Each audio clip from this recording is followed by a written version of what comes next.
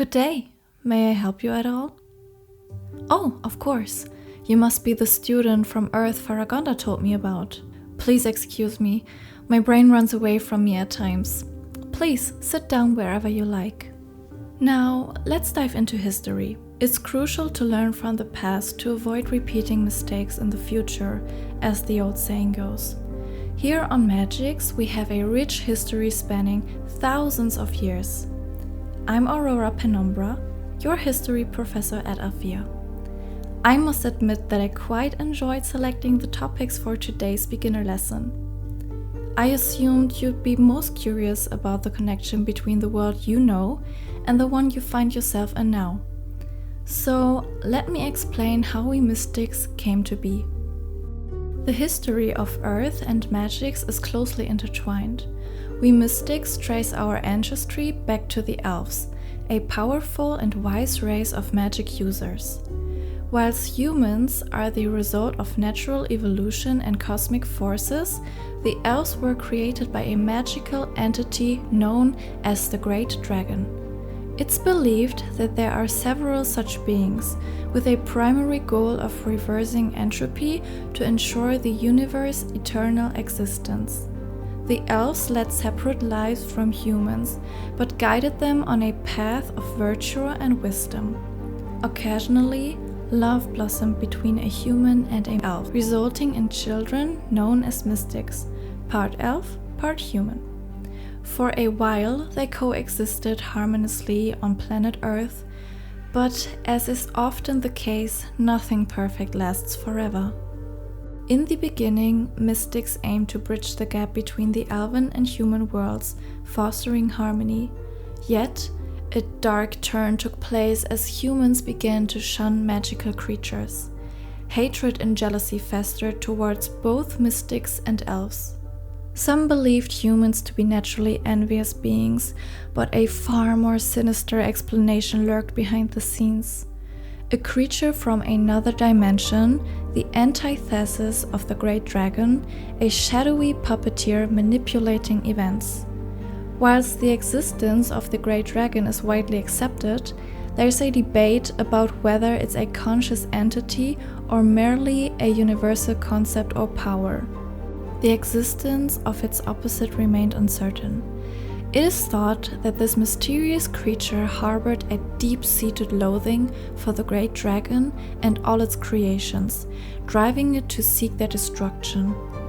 An epic showdown between the Great Dragon and this malevolent creature unfolded, aided by the 7 legendary heroes: Domino, Alfea, Solaria, Melody, Zenith, Heraklion, and Andros.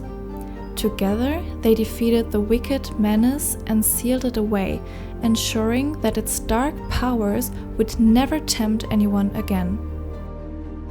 That pivotal event unfolded around 3 millennia ago.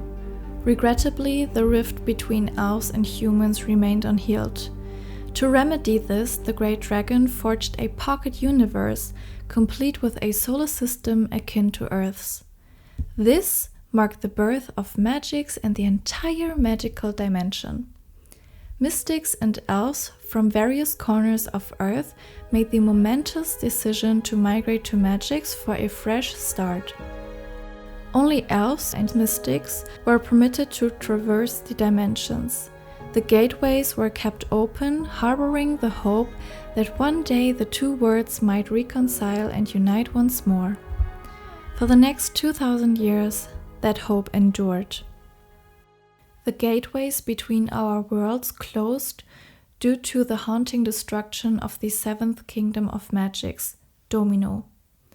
When the Great Dragon departed the magical dimension to embark on a new venture, it entrusted a spark of its flame to Hestia Domino, one of the 7 heroes of Magix. This sacred flame passed down through the royal bloodline of the realm. The precise details of Domino's downfall remain shrouded in mystery, but the prevailing belief is that Daphne, the crown princess of Domino, betrayed her own people. Some argue she was driven by a thirst for the power of the flame, denied to her by her mother. Others believe a sinister influence corrupted her, the same one that once tainted human minds all those years ago. Regardless, what transpired in Domino defied explanation, but pointed to the existence of the legendary creature, the Shadow Phoenix, leaving an indelible mark on our history. It's rumored that Daphne sought out the creature with the intent of setting it free. Unable to do so, she instead claimed a portion of its shadow. Empowered by the Phoenix, she returned to Domino, seeking revenge and the great flame held by the Queen. The aftermath remains an enigma, as no survivors exist to recount the tale. Most likely, the King and Queen made the ultimate sacrifice, taking Daphne with them in a tragedy of epic proportions. If you don't mind my saying, I hope I don't confuse you, but there's always been something about that story that never quite sat right with me. Of course, this is the story I tell as it's the historically accepted truth, but it's as though there's a missing piece. There are too many unanswered questions. You see, I've dedicated my entire life to unraveling this mystery, and the deeper I delve into it, the more perplexing it becomes. Most other accounts of the princess paint her in a positive light.